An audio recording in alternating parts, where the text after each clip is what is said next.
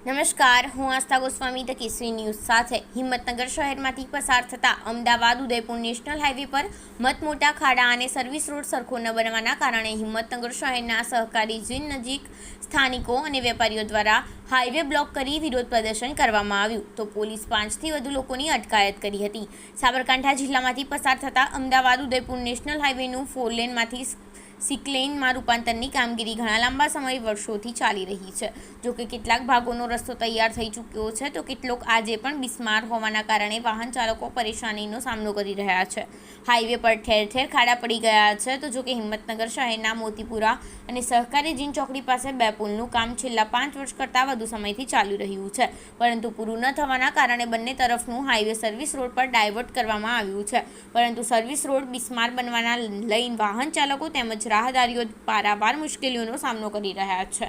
અનેક રજૂઆતોના અંતે પણ સમારકામ ન થવાના કારણે વેપારીઓ દ્વારા સહકારી જીન નજીક હાઈવે બ્લોક કરી વિરોધ પ્રદર્શન કરવામાં આવ્યું હતું, જેમાં કેટલાક વિરોધીઓએ તો પાણીમાં બેસીને વિરોધ નોંધાવ્યો હતો, જેને લઈને હાઈવે પર 3 થી 5 કિમીની બંને સાઈડ લાઈનો ભાગી ગઈ હતી। જ્યારે પોલીસે બળ પ્રયોગ કરી રસ્તો ખુલ્લો કર્યો હતો, તેમાં પોલીસે 5થી વધુ લોકોની અટકાયત કરી રસ્તો ખુલ્લો કર્યો હતો અને ટ્રાફિક દૂર કર્યો હતો, પરંતુ વર્ષોથી ચોમાસામાં આ જ પરિસ્થિતિ સર્જાય છે, જેના કારણે વેપારીઓ સહિત રાહદારીઓ અને સ્થાનિક અને વેપારીઓ પણ પરેશાન છે। રિપોર્ટર ઝાકીર હુસૈન મેમણ દ્વારા।